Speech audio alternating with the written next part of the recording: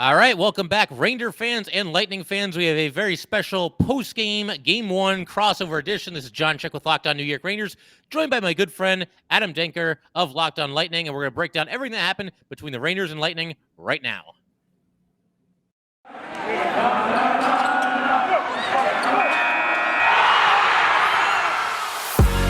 You're Locked On the New York Rangers, your daily podcast on the New York Rangers. Part of the Locked On Podcast Network, your team every day. All right, so Adam, one of the things that kind of jumps off the page coming into this series is obviously the very simple fact that, the Lightning are coming off of a sweep, the Rangers are coming off of a grueling 7-game series, and it's the age-old question, what's better, to get some rest and be refreshed for the next series, or to basically just jump right back into the fire as the Rangers did? And at least on this night, it looks like it was the latter. Just your thoughts on, the Lightning having maybe more rest than they wanted, and the Rangers just having to keep going after Game 7 against the Canes. Yeah, John, I really think what it came down to is I think if you ask many Lightning fans, I think getting that series over with the Panthers, given the amount of games that the Lightning have played over the last 2.5 seasons, and I say half because of the shortened season back in 2020. So at the same time, you're torn because you want to see these guys recuperate, especially with a big name like Braden Point out of the lineup. You definitely want to give him extra time to kind of figure things out. But at the same time, given how the Lightning play tonight, and this team is very much their performance is very much driven off momentum, and we didn't see really much of that to begin with. It was kind of give and go here, trading punches there, and your guys coming out fresh off a tough series looked more like the high energy team just because of the way they're a little bit more fresh instead of my guys who are kind of just sitting on the couch more or less for the last week. So it's a blessing and a curse. Yeah, for sure. And, the one interesting thing, and I know, Adam, we were talking about this right before we started recording here, but the Lightning have some just absolutely insane streak going on right now as far as, bouncing back from playoff losses. What is it? It's like in the high teens at this point, right? Yeah. Winning a game after they lose, yeah. I believe the number is at 18 right now. And it really, it's one of those things you have to just really, sit back and admire because, and really what a testament is to John Cooper, just his leadership behind the bench over these last few years. And especially we all know what happened in 2019. This team could have easily just went back into the tunnel and kind of blown things up, but they brought out the same leadership group there. And you saw it ended up in 2 Stanley Cups. But it's one of those things where, and I said to you before, where you kind of said, this team hasn't lost in forever since following a loss in the playoffs. And I said, listen, it's got to end at some point. But not saying that my boys can't come and bounce back in Game 2, but at the same time, John, I mean, at some point this has to end. And now that you guys kind of have a little bit momentum your way at home heading into Game 2, is that statistic, I'm gonna throw it back at you, is that statistic at all kind of in your head in terms of we kind of have to be extra on our toes, because since this Lightning team is so hard to beat in back-to-back games? Yeah, a little bit, man. And maybe part of it is the fact that, the Rangers just had to contend with a different streak, but one that was kind of working against them in the last series, at least until Game 7. That being the fact that the Carolina Hurricanes opened up their playoff series or their playoff run, rather, with the home team winning 13 consecutive games. But, like you said, I think at a certain point, streaks are made to be broken. These streaks aren't made to last forever. And, going into Game 7, I felt good about the Rangers' chances in that one. And lo and behold, they go in the road and get the job done against a really tough team and a really tough place to play. So I don't know, man. I feel like Tampa, with their track record, having won the last 2 Stanley Cups and, just that ability to bounce back. And, Andrei Vasilevskiy scuffled a little bit tonight, although I don't think too many of those goals were really on him. But I expect him to come back and be, the Andrei Vasilevskiy that I'm sure Tampa Bay Lightning fans all know and love. So, yeah, I mean, I'd be lying if I said it wasn't in my head at least a little bit. That's for sure. What were some of the things that you think maybe stuck out to you? Because we all know the storylines heading into this, like we just said a moment ago. The Rangers are coming off a tough series, a long, grueling series, only really a day to kind of rest and collect your thoughts and prepare for Tampa. And then you have the Lightning pretty much just trying to stay fresh over the last week, kind of waiting for. I've been making the joke on my show, just waiting for the Hurricanes and Rangers to decide who wanted to win this series, because it seemed like every time one of you guys kind of had the upper hand, you weren't able to really close things out. But what was there any surprises that you saw in tonight's game other than maybe the Rangers just, because at least on my end, there wasn't really surprises from me. I kind of figured that Gallant was going to have the Rangers having a lot of pressure on the blue line when the Lightning were in the offensive zone, something that they've struggled with throughout the entire season, having turnovers on that end. The Rangers, I thought, really gave a lot of pressure early on, which was something that I think any hockey fan should have known was coming given the amount of time off. But for at least me, there wasn't any surprises. Did you see any in this one? Nothing too crazy. Maybe just, anytime you get 6 goals against Andrei Vasilevsky, I think that definitely, jumps off the page at least a little bit. Yeah. I would say maybe just Tampa not defending as well as we're used to seeing them defend. That's a team that, you had the disaster a few years ago getting swept out of the playoffs by Columbus, and everybody's talking about, well, they've got all these guys that can score, but they need to, get bigger and more physical and play, hard-nosed hockey come playoff time. And they've been able to do that through some of the additions that they've made over these past couple of seasons here. But yeah, a couple of these Ranger goals, I think Tampa did everything but roll out the red carpet to the net there, especially that one by Chris Kreider in the first, minute and a half there, or whatever it was.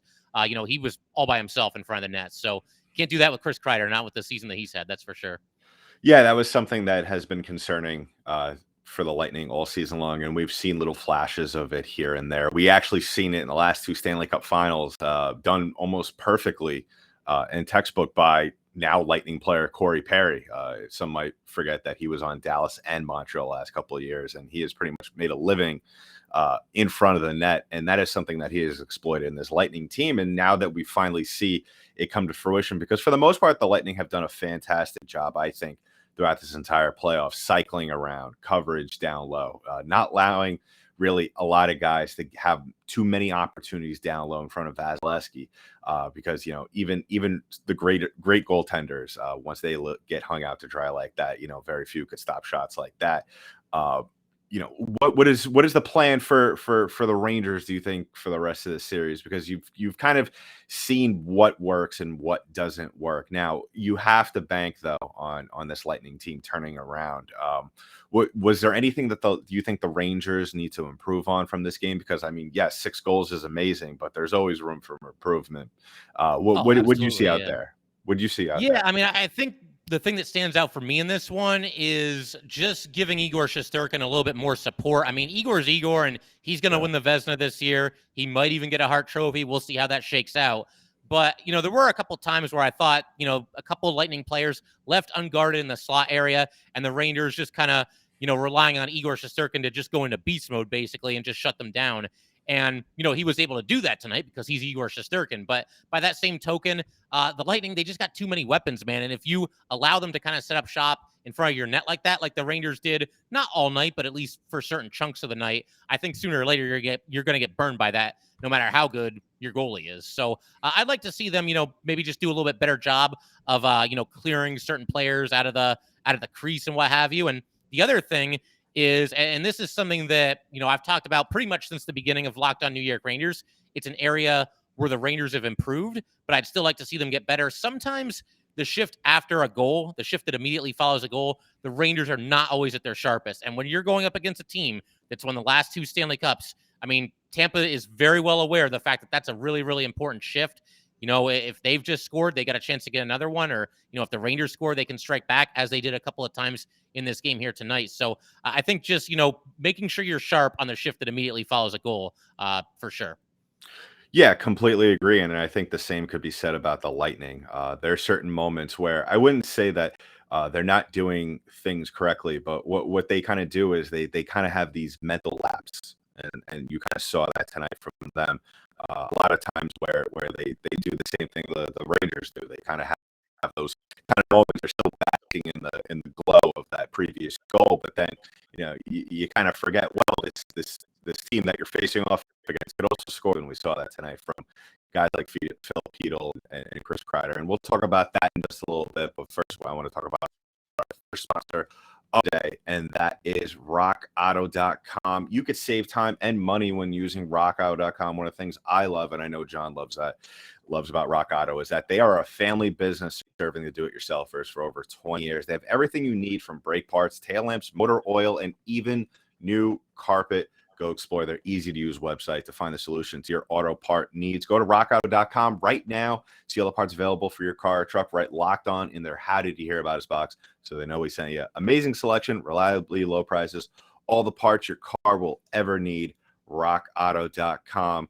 And John and I would just like to thank all of you for making Locked On Lightning and Locked On Rangers your first listen of the day, as well as your first watch if you're watching this on YouTube. And go ahead and like and subscribe to both our podcasts on our social medias as well, and give us a subscription on YouTube. So, John, we're continuing our recap of this game. And really, I think when the newspapers hit the newsstands tomorrow, the story of this game is really, it's not only just going to be Igor Shesterkin, because at this point, I think we could both agree the performance that Igor Shesterkin had tonight, it was fantastic, but it wasn't at all surprising. I think he has proven as the games have gotten bigger and bigger, he has risen and he could handle the occasion.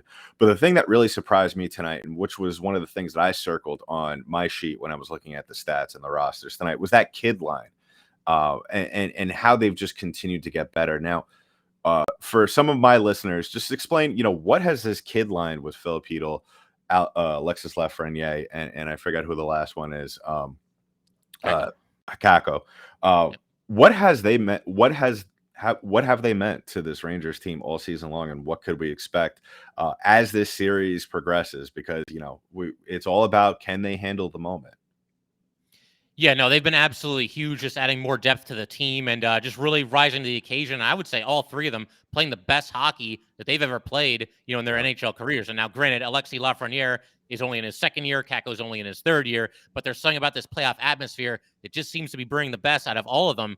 And, Locked On Ranger fans are going to have to bear with me for a second, because this is something that I've talked about a lot on my show, going back to even the start of the season. But the Rangers, they get off to a pretty good start this season. They have their critics. They have people that are skeptical. Is this team really that good? You know how it goes, on and on and on. A lot of doubters when it comes to the New York Rangers. But the one thing that I've been saying repeatedly on Locked On Rangers is that when they truly become dangerous, and when they truly become capable of making a deep playoff run, as they already have, and when they're on the verge of joining the elite teams in this league, is when those three players start to reach their potential. Because, of course, Lafreniere, number 1 overall pick 2 years ago. Kako, the number 2 pick 3 years ago. And Philip Hedl, I believe he went like 21 overall about 5 years ago. But all three of those players, man, they've been teasing you for a couple of seasons, because they show you these flashes. And it's like, man, this guy, he's so good. He could really be a difference maker if he reaches that next level. And I've been saying, if we get 1 or 2 of them to reach that next level and to play up to their abilities, the Rangers become dangerous. The fact that all 3 of them are doing it, I think you're seeing the result of it right now. And it's been great, man. Early in the Pittsburgh series, a lot of the Rangers star players were really scuffling, and that line really stepped up big. So cannot say enough about the job that they've done. And Philip Hedl, honestly, man, I think the less time he has to think about the shot that he's about to take, the better off he is, because his shot accuracy had really been an issue for the first couple seasons of his NHL career. And when he gets the puck and he just lets it fly, he can be a sniper. And I think you saw that in this game here tonight for sure.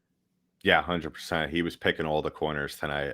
Really, really was making Vasilevsky on a couple of those goals look like an average goaltender, which is not something my listeners know that we say often or at all on Locked On Lightning. And it's so important, and you saw it in this game, especially with that kid line, how important it is to field 3-4 complete lines.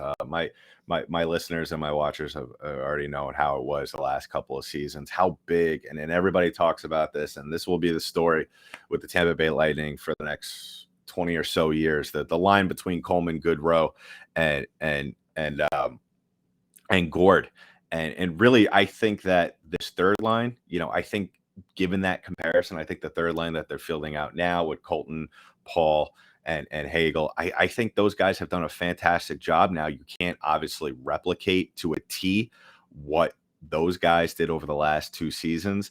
But I think that Nick Paul, I think he has done a fantastic job with this team since coming over from the Senators. And Brandon Hagel getting in the face of Ryan Reeves tonight, which was very questionable given his recent injury issues. Kind of a questionable decision, especially if you're someone that values life and your safety. But I think that we're going to see a lot more as a team, as well as from Ross Colton, who you started to see a little bit more of him as the game went on. But one guy that I that really needs to turn it on is Andre Palat. He did have a goal in this game, but at the same time, I mean, it's so hot and cold with this guy.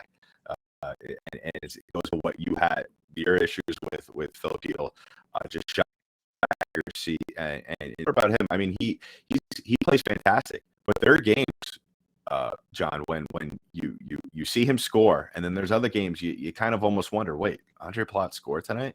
But it was good to see him kind of get off to a good start in this series. But I think really, when you look at, because you mentioned it before, when you look at the firepower of this Lightning team, it's almost a little bit concerning that we're talking about the first goal of the game coming from Tampa was Andre Palat. When you have the Kucherovs, you have the Stamkoses, even the Hedmans, and we'll talk about the D-core in just a little bit, because I was losing my mind. I don't know if you noticed it, but really that D-core on the Lightning really need to get things going on the offensive side of things. Yeah, I'm surprised they didn't, start to take some chances a little bit later in the game at the very least, because, I mean, by that point, you're down 4-2, you're down 5-2. It's getting into the third period, and you figure, I mean, at that point, you got nothing to lose. You might as well jump up into the rush. And, I mean, if you give up an odd man rush the other way, then so be it. I mean, you're probably going to lose the game either way, so you got to take some chances. Yeah. But, Adam, you glossed over, we talked very briefly about Braden Point a second ago, and I wanted to just ask you about him, because I've been saying for the last couple of years, like, I realize Tampa, they've got superstars up and down this lineup, just an incredible team. Braden Point, as a fan of the opposing team, scares me more than anybody on that Tampa roster. And he's going to be out, and it sounds like, John Cooper, I guess, mentioned that he thinks he's pretty much out for this series, although I think he was skating a little bit earlier in the day. So just your thoughts on the loss of Braden Point, and are you at all hopeful that maybe he gets back for like a game 6, a game 7 in this one? There's still very, very much unknown about what the exact nature of his injury is. All we know right now, it's a lower body injury. We're hoping it's not anything having to do with his hips, given the issues that he had a couple of years ago, getting surgery. So we'll see what happens with him. But the likelihood of him coming back in this series, I think if you're going to grade it 1 out of 10, I think you're being generous if it's a 1 at this point. I think what we saw in that little that pre-practice or what do you want to call it, just that skate around that we saw this morning, him skating around, even before the video later on emerged of him falling and kind of getting up very gingerly, you just saw. And you and I both know, watching hockey as much as we do, when a guy is really going at 100, and when a guy could barely go at 20. And really, that's what it was with Point. I mean, he was skating around, he was doing all the things he was doing, but I think the effort level was maybe at a 15, if I'm even going to give it that generous of a number. There's something that's going on with him. It's clearly affecting his ability to do even basic stuff. When it comes to skating, you saw it in that clip of him falling into the boards, just his lower half of his body just giving out. So what happened in that Leafs series, really messed him up towards the end. I mean, I don't know if you saw the hit, but it was not a good hit along the sideboards.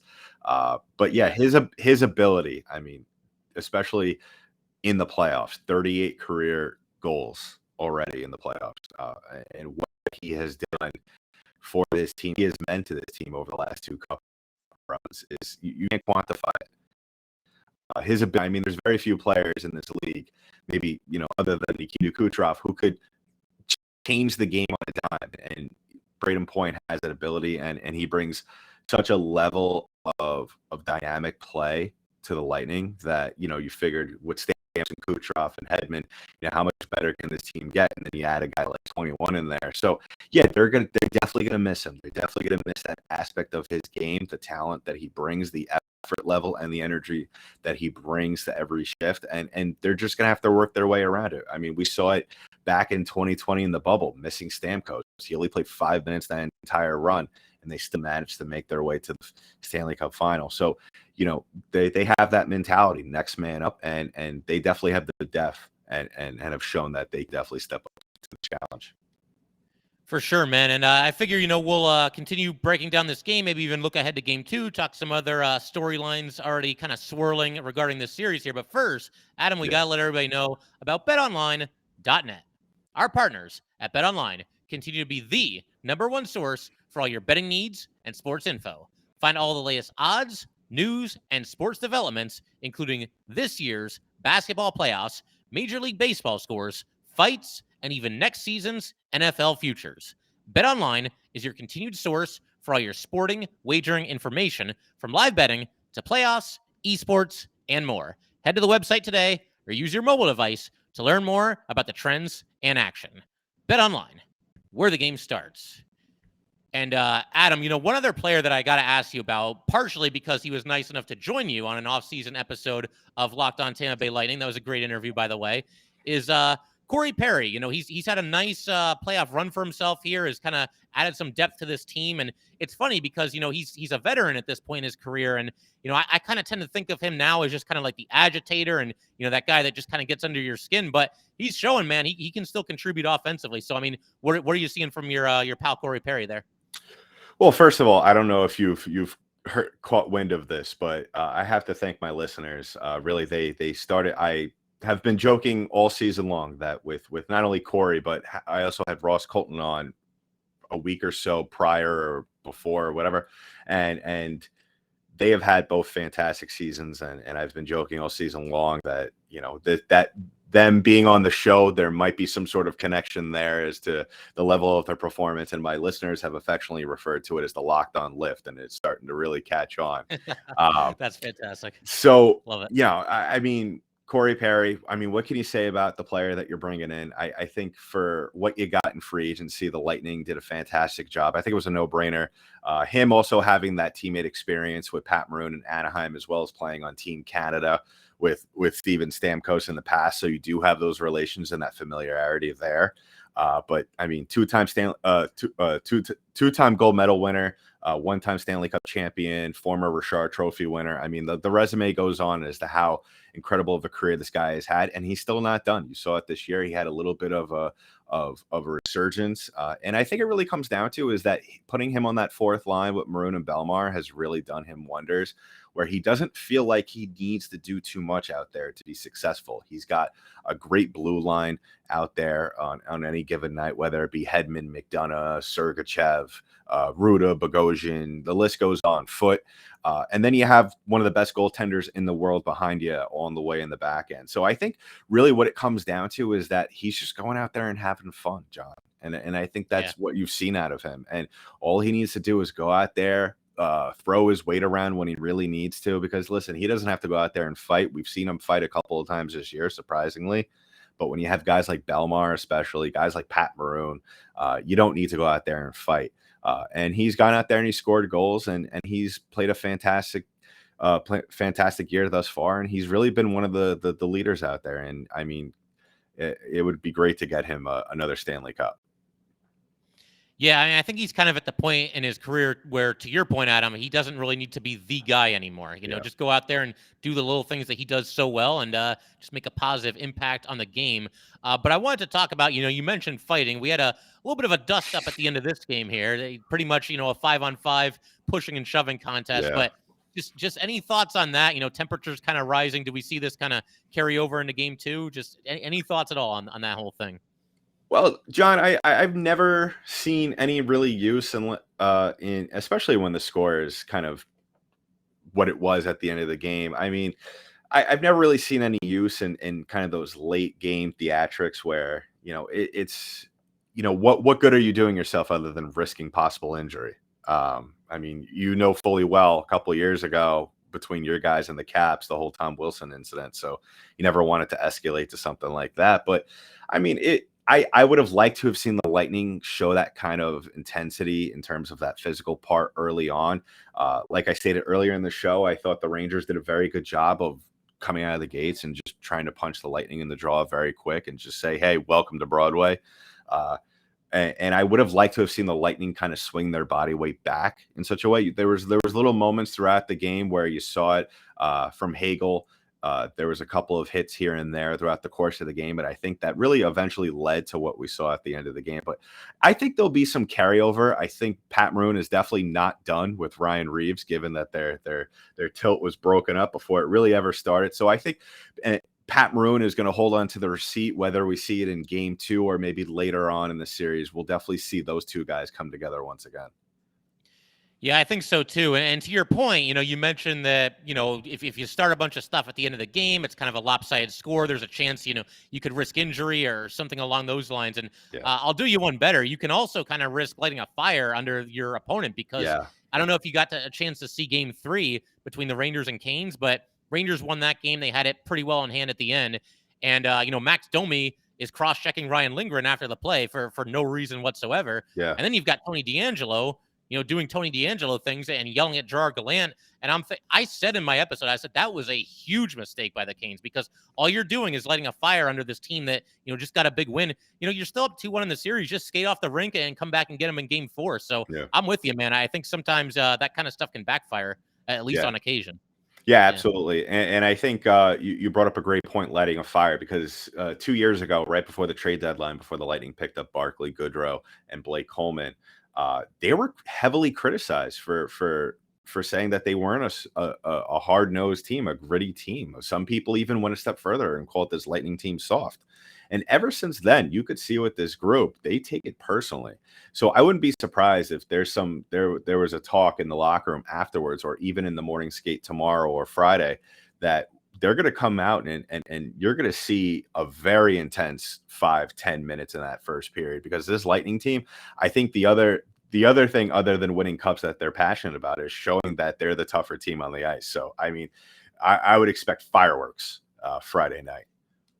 I think so too. And I think when you look at not just this series, but a lot of different Stanley Cup playoff series over the years, I feel like, game 1, a lot of times, a little bit of a feeling out process. I mean, it's still intense and, those guys are out there skating hard and all that, but a little bit of a feeling out process. And then, the series starts to kind of take on an identity. Yeah. And then game 2 is when you kind of get the fisticuffs because, game 7, people aren't going to be fighting or risk taking a penalty. It's just too important. The stage is too big. But I think early in the series after game 1, maybe games 2 and 3 is when the physicality tends to pick up a little bit and the extracurriculars tend to pick up a little bit as well. But, one other thing, I got to ask you about Ryan McDonagh, because obviously former Ranger, he's got the 2 cups there in Tampa now.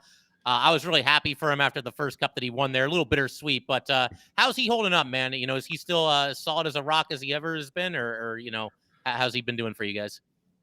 I think I always say to people when Ranger fans, they ask, how's Ryan McDonagh doing? I say, I think leaving New York and getting away from that John Tortorella style of just diving in front of anything that comes your way was probably one of the best things that could have ever happened to him. He still blocks shots, something that people love him for. We saw it a ton in that Panthers series, something that really frustrated Florida and really hindered their offensive production. But the thing that has really surprised me, especially at times during the year, and he doesn't do it often. He's not going to, obviously, we're not talking about Bobby Orr or Cal McCarr type of numbers out there, but Ryan McDonagh has really, really shown that at times when he is very assertive in the offensive zone, he could put a couple in the back of the net. And that's something that is very surprised given his history.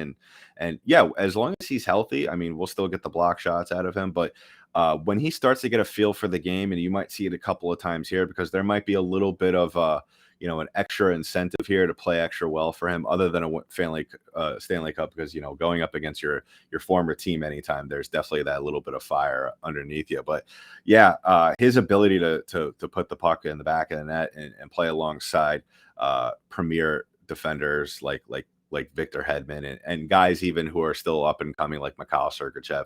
He's shown that, he's no slouch when it comes to scoring goals. It's now that we've spoken about what we've seen, we have like a minute left in the episode, but now that what we've seen from this game, what is the prediction for next game? Where are you seeing game 2? We've spoken about the explosiveness, but at least for me, and maybe I'm a little biased in saying this, I think we're going to see a tight-nosed game in game 2. I think we're going to see a lot of physicality on. I don't think we see a goal till the second period. I think, You're going to start to see Vasilevsky really settle down. I think you're going to see the Rangers kind of start to realize that they can't do some things here and there that they got away with in game one. Where are you seeing this game going? Yeah, I think it tightens up a little bit, and I think we get kind of the goaltending duel that a lot of Ranger or a lot of hockey fans in general were expecting that we would get. I think I like your prediction that we might get a scoreless first period. It might take a while for somebody to kind of crack the code of the opposing goalie, but yeah, I mean I think it's going to be tight, and I think that the final score could be something as low as 2-1. Yeah. And coming into this series, I mean, I can't pick against the Rangers at this point, so I said Rangers in 7. But given Tampa's ability to bounce back and just kind of tighten things up really quick, I could see them getting maybe a 2-1, 3-2 type win in game 2 here. So I think again, it's just going to be a battle, and Tampa sort of almost holds serve in a way just the way that they always just kind of bounce back from these defeats. So how about you, man? What do you got for this one coming up? Any thoughts on anything? Yeah, I think we could see probably a 2-1 game, maybe a 3-1 game, 3-2, depending on a cheap goal at the end or a pulled, an empty net here and there. Even though it didn't look so pretty in game 1 for the Lightning, I'm still going to say this to my listeners because some of them remember from last year's while we were still waiting around. And I even said this on Twitter and I'll even say it to your fans and your listeners. And if you guys have a problem with it, go ahead and tweet to me on Twitter. I'd love to hear from all of you. I still believe Lightning in 5. I still think this team's ability, and no disrespect to the Rangers, very talented team, but I think what it comes down to, and you're going to see it as the series goes on, it comes down to experience. The Rangers are going to be one of those teams that are going to be in the thick of it for years to come. But I still think in terms of experience, I still think, especially with that kid line, as talented as they are and as dangerous they are, I think when you get down to the nitty gritty parts of this game and in this series, you're going to see veteranship, guys like Stamkos, Hedman really take control of the game. And you're going to see, I think the Lightning are going to turn it around real quick and make short work of your guys in the next couple of games. Fair enough, man. I don't see it shaking out that way, though. I mean, Yeah. I just feel like the Rangers all season, man, they're at their best when their backs are against the wall. And anytime they have, a rough performance, an ugly performance, whatever it might be, that's when they come back and they're at their absolute best in the following game. So I could see Tampa winning game 2. And if that happens, I think the Rangers go into Tampa and they win game 3, where one more thing I'll ask you about real quick. Are you at all worried about a Ranger fan invasion of Tampa's arena there? Because we kind of saw that in game 7 against Carolina there. I'm not worried about it. Amalie, Lightning fans are fantastic. Amelie's going to be an absolute jungle in game 3. I'm not worried about that. But I wouldn't be surprised given the amount of New York transplants that live in the Tampa area. So, I mean, if Ranger fans, whether you're already down there and you're listening to this or you're up in New York and you're looking to get away for the weekend, come have fun. Tampa has a lot of sights to see, but you're not going to be in a good mood after game 3, especially with this ruckus crowd. So, it's going to be interesting to see how the series shapes up. I mean, given the I would say almost lackluster length of the series that we had with the Panthers, I would love, I did say in 5, but I wouldn't be that upset if it goes to 6 or even 7. But we'll have to wait and see, and I'm sure we'll get together a couple more times before the series ends. And why don't you tell my listeners where they could find your show? Yeah, for sure. So you can find Locked On New York Rangers anywhere that you're listening to this or watching this, and you've got the Twitter handle of the show, which is at @LO_NY_Rangers. And then there's my personal Twitter as well, which if you're watching on YouTube, you can see it. But for those not watching on YouTube, it's at JChik17. And how about you, Adam? Where can everybody find you on Twitter to tweet at you and tell you how wrong you are about the Lightning? You could find me at DankyDank, DENKYD8NK. You could follow the show at LO_Lightning on Twitter. Give us a follow on our Instagram at LockedOn_Lightning. Subscribe to the pod on YouTube as well. We just had a great episode that's blowing up over 1,000 views. Where does Andre Vasilevsky rank on the Mount Rushmore of goalies all time at this point in his career?